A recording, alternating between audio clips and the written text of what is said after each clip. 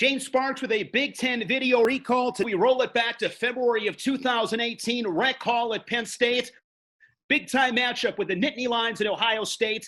And in that duel, a huge showdown with the paranational champions, Myles Martin of Ohio State, and eventual three-time national champion and three-time Big Ten champion, Nickal of Penn State, who joins us now to take a closer look at this battle. This had become one of, if not the premier college rivalries in the game. He had beaten you a couple of times at that point. When you look back to this specific match, what was most key in your preparation against the Buckeye?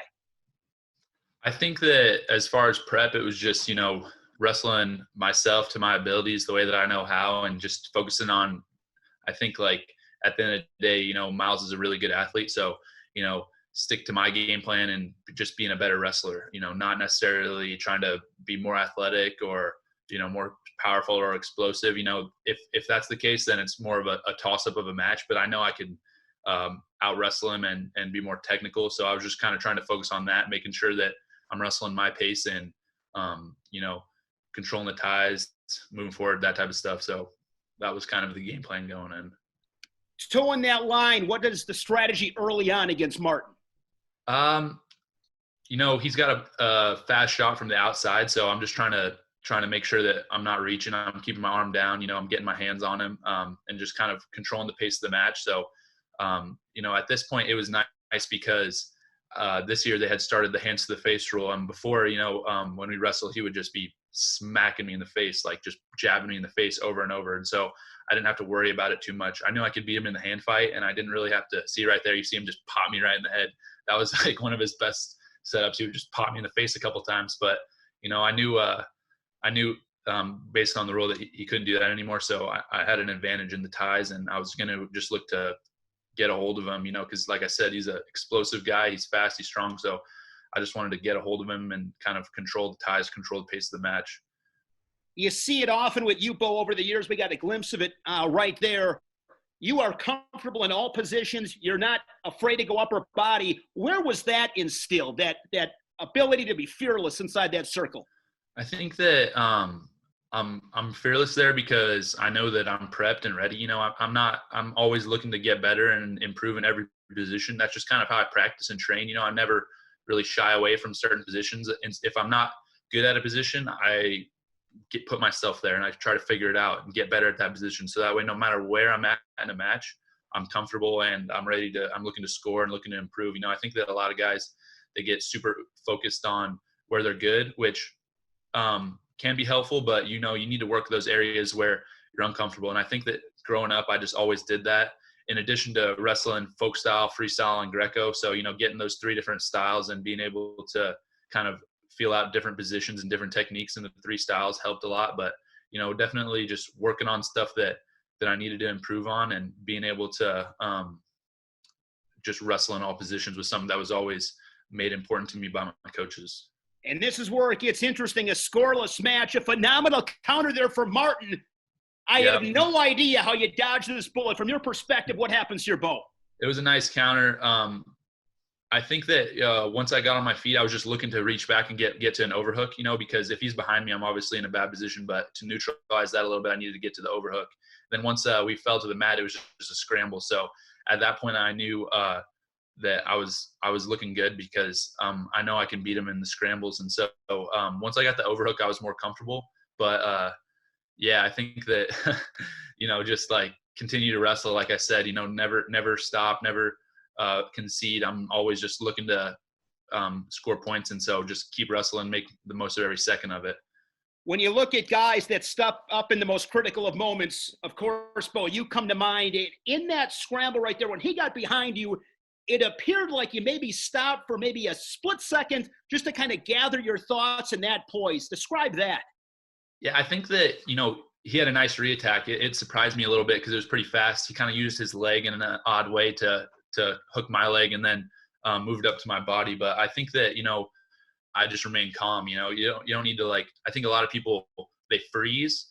And there's a difference between freezing and there's a difference between being calm. And in that position, I was calm, but I didn't freeze. I continued to wrestle. I continued to just try to work through the position. And because of that, I was able to reach back, get that overhook, and then continue the scramble. But it was at that point I was kind of dead in the rights, to be honest. I mean, he's behind me in that way, but just somehow Houdini'd out of there. I think just you got to figure it out. I mean, in that type of situation, first takedown is huge. I mean, like, I think that there's a statistic that says like it's something like 80 or 90% of people that get the first takedown in the match end up winning. And so like first takedown is really big there. So I just knew I had to keep wrestling. And like I said, if I turned it into a scramble, I knew I could out scramble him. In that situation, if you don't give up a takedown, that's a huge win for you. Not only do you do that, but you score on top of it. That's a 4-point swing, especially in a match against a guy like Myles Martin. Those things are killers to get that takedown at the edge. Oh, yeah, for sure. I mean, if you look at it, like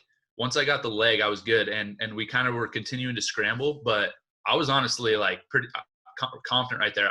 I was looking for his head. I was looking to actually put him in a bottom leg cradle and pin him.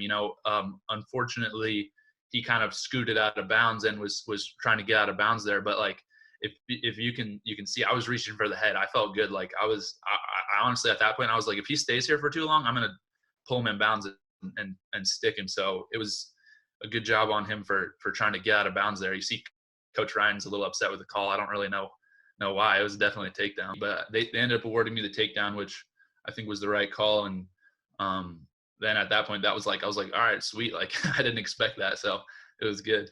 The restart. Here we go. 28 seconds off for restart. Martin does a good job. He's able to get an escape to get one back. Your assessment, Bo, that first period 2-1 as we'll move on to the second period here shortly.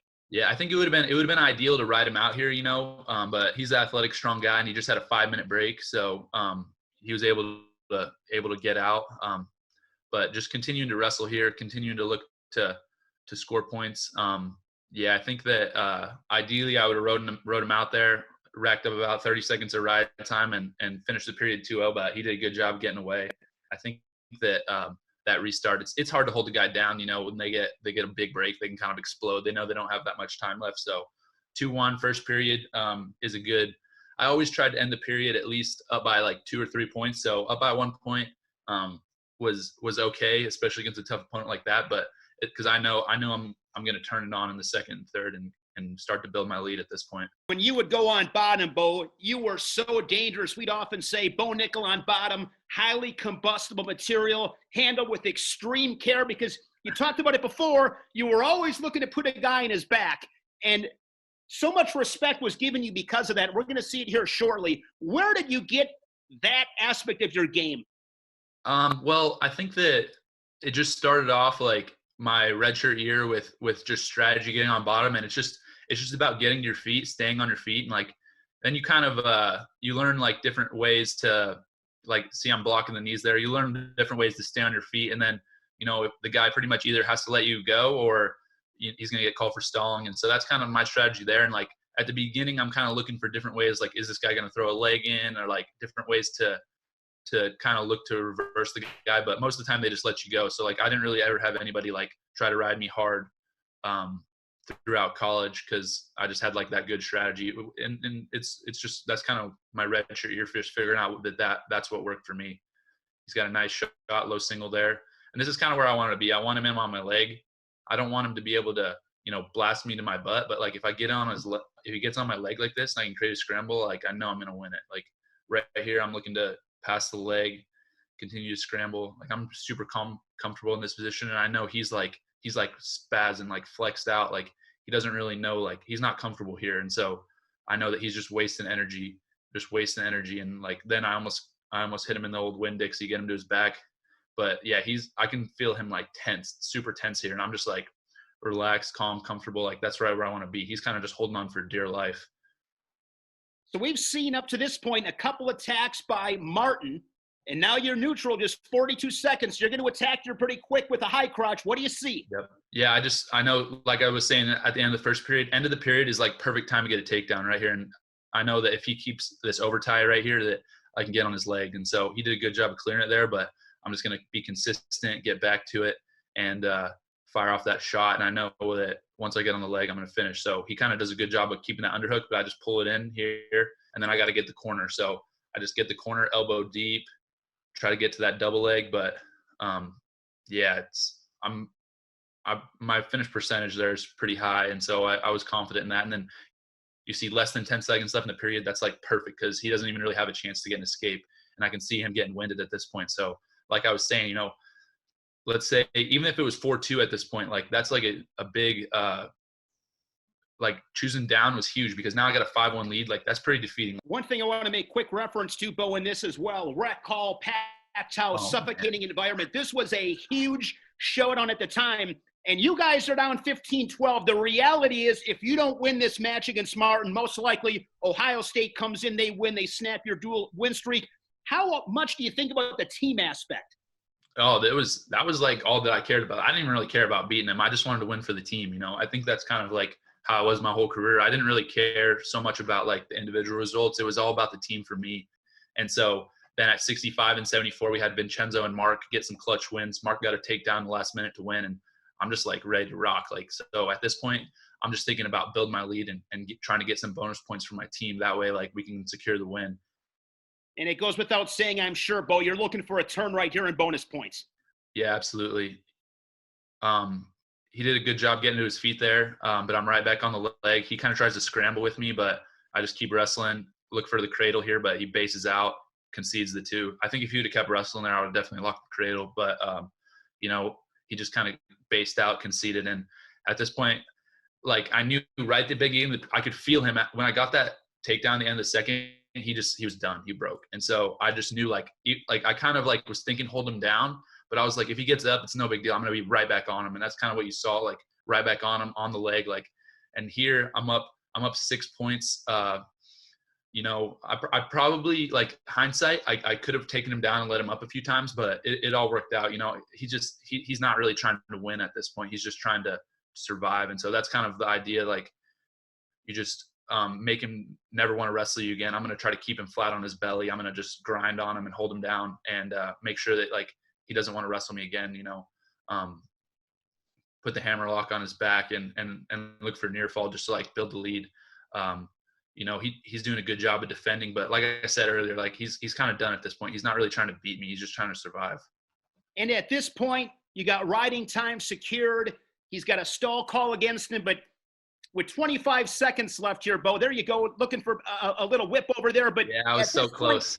At this point in this match, though, I think most people with 15 seconds, we're going to see it here as you go behind him. With 10 seconds, most people there are thinking it's a regular decision. And then somehow, some way, with a couple of seconds left, this happens. Speak about it. Yeah, I just knew, like, I was like, I need 2 more points for the major, and that's a huge extra point for our team. I know it's going to come down to just the very last centimeters. And so just getting those, I was just hype and looking up at the crowd. I'm just waiting for them to put the near fall points on. And then when I saw them tack the riding time point on, I was like super hype. I was like, let's go. Just because I knew I got that bonus point for my team. So, if it came down to it, like, and I had only had a regular decision and it would have been 18-18, we could have lost on criteria or something like that. But I knew I just had to get that extra point to secure it for us. But yeah, it was just like kind of a funny thing because, I had the hammer lock on his back. I was working for the tilt and I couldn't get it. And then I was working for, the snake is what we call it, the one where he kind of slipped out of it earlier and I didn't get it. And so I'm just thinking to myself, I'm like, what do I need to do to put this guy on his back? I got to do something different because like the 2 ones that I usually go to weren't there. And then I just remember thinking about Zane, and he always is in that position. And Zane hooks the ankle and then goes to the bow and arrow. And so I was just like, all right, that's what I'm gonna do next because Zane gets guys now all the time. So I pulled his leg back, and then once I got it, I was just like using all my energy to like get him over to his back because I knew there was short time and I needed those 2. But yeah, it was just like I went to my 2 go-tos and they didn't work. So I was like, Zane's here a lot. Like, what would Zane do? And then I just did what he would do. Bo Nickal gets the major decision. Penn State beats Ohio State. Of course, Bo would go on to win a 3rd national title, wins 3 Big Ten championships, one of the all-time greats in the Penn State singlets. That is a Big Ten video recall today with Bo Nickal. Thanks so much, Bo. Thanks, Shane.